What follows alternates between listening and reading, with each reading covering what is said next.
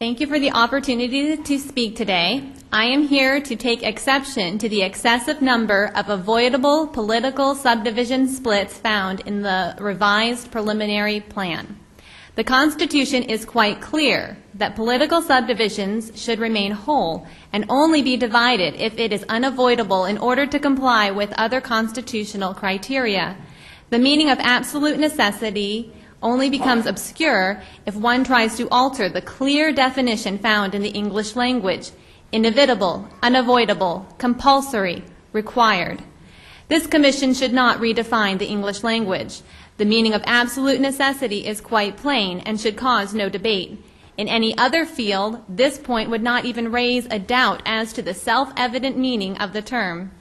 The Constitution outlines 4 criteria that might make a division unavoidable in certain places: equal population, Voting Rights Act, compactness, contiguousness. If the law is being upheld first and foremost by this commission, then each political subdivision split in the revised preliminary plan will be found unavoidable in order to comply with one of these rules. The Supreme Court agreed in its recent ruling when emphasizing the need to address the significant number of avoidable political subdivision splits present in the remanded final plan. As this commission has acknowledged, there are avoidable subdivision splits in the revised preliminary plan. So you are aware that subdivision splits were made that might have been avoided while still meeting constitutional criteria. My findings show that these excessive divisions are on a massive scale. Before looking at the details of these findings, I should clarify a few points. The split baseline is the number of splits automatically required by population. The Constitution requires that this commission minimize how far they exceed the baseline in complying with the criteria of equality, contiguity, and compactness. It is also important that we consider the total split count, which is calculated by subtracting the number of split subdivisions from the number of times subdivisions are split. This offers the most accurate overview of the split situation. Lastly, it should be noted that there are multiple ways to achieve this end of constitutional compliance, as illustrated by the 3 Senate and 2 House maps submitted today. Page 3 of your packet shows that the Senate portion of the revised preliminary plan went 36 splits beyond the baseline, when it was only necessary to make 4 additional divisions. Page 4 shows that these 32 avoidable divisions were not made to comply with constitutional equality requirements. Each of the 3 submitted Senate maps uses a slightly lower population deviation while creating the same number of minority-majority districts and even creating a stronger Hispanic presence in Senate District 2 than what was proposed by this commission. Page 5 shows that they were not made to create compact districts. The compactness issues the Supreme Court raised regarding Senate District 3 were simply shifted to Senate District 2. Senate District 15, another district mentioned by the court, also remains not compact. Even Azavia, using impartial compactness measures, found the district boundaries in the revised preliminary plan to be, quote, drastically less compact, unquote, than the evidence I submitted to the Supreme Court. These additional divisions are not even justified on the non-constitutional consideration of the residence of incumbents.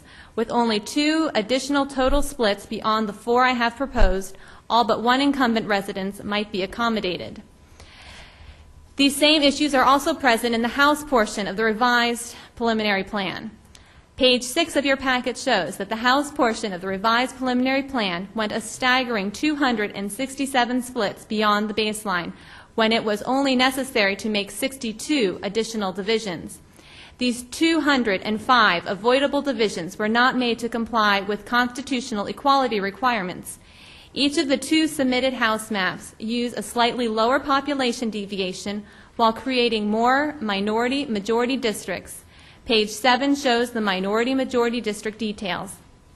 Page 8 shows an excessive number of divisions to municipalities, nearly 70 in the total split count. Residents of Ferguson, Lancaster Township, Lower Merion, Manheim, O'Hara, Phoenixville, Pittsburgh, Radnor, Ross, Salisbury, South Whitehall, and Upper Dublin offer a sampling of those taking the brunt of this violation. Page 9 shows an excessive number of divisions to wards, nearly 100 in the total split count. Residents of Radnor, Reading, Philadelphia, and Pittsburgh offer a sampling of those taking the brunt of this violation. Page 10 shows that they were not made to create compact districts and offers an illustration of some of the more striking examples. Page 11 shows that they were not made to create contiguous districts. There are 12 portions of districts that are not contiguous with the rest of their district. 2 additional contiguous issues were addressed by the Commission in the revised preliminary plan by splitting voting districts. This was completely unnecessary, as those contiguous issues might be addressed without harming any voting precinct, as illustrated in both House versions submitted today. The submitted maps are shown beginning on page 13. They were created using the same method described in my previous testimony to this Commission on September 7th. It puts population first by using county apportionment, and then extends this to municipalities and wards. Once population equality was achieved with the minimum number of splits, a minimal number of additional divisions were made to avoid discriminating against minorities. Each version illustrates that this testimony does not advocate one way to draw the map. The multiple versions of each reflect that the same total split count might be reached by drawing districts in multiple ways. First are the 3 Senate maps. Each illustrates the variety possible in choosing where divisions occur while achieving the minimum number of splits required for compliance with the law. Version 1 only divides the counties and cities that exceed the size of a Senate district. Next are the 2 House maps that illustrate the same concept. Please remember that the constitutional directive to keep political subdivisions whole has an immediate and personal impact on the voice of residents throughout Pennsylvania. It is allowable for this Commission to place additional restrictions upon itself beyond what are found in the Constitution, provided they do not conflict with the Constitution. Based on comments at the last public meeting, this Commission has given itself the additional limitation of only moving seats of retiring members.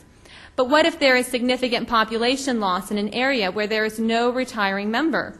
The clearest instance of this is in Philadelphia, where 7 senators reside, yet there is only population to fill out exactly 6 districts. Must this incumbent consideration take precedence over the people and our Constitution? Must the surrounding areas be fragmented and divided, thus diluting the voice and representative say of the people in those areas? Continuing with the Philadelphia example, we see in the Senate how the neighboring counties suffer severe fragmentation as a result. Bucks and Delaware each split 1 extra way, Chester split 2 extra ways, and Montgomery split 3 extra ways. Similar instances might be found in the House plan. This divide and conquer approach only serves to violate the constitutionally protected voice of the Pennsylvania residents and the laws designed to ensure that we have an equal and unified say in our state government. This is why our Constitution must come first. Preserving the integrity of political subdivisions was the way our founders chose to protect the voice of citizens while creating a natural checks and balances to political power. You have been granted the privilege of carrying out this sacred trust on behalf of the people. The Supreme Court affirmed the significance of the constitutional requirement to respect political subdivisions. They wrote, quote, that the 2011 final plan is contrary to law premised on the existence of a significant number of political subdivision splits that were not absolutely necessary. Absolute necessity matters. 303 represents a significant number of avoidable splits when compared to 66.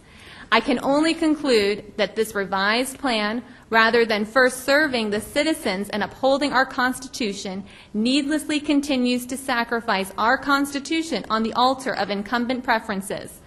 Our Constitution must not be compromised. This means that counties, municipalities, and wards must remain whole unless keeping another constitutional rule makes dividing them unavoidable. I, along with several of my fellow petitioners, respectfully request that you address these exceptions in the final plan. Thank you.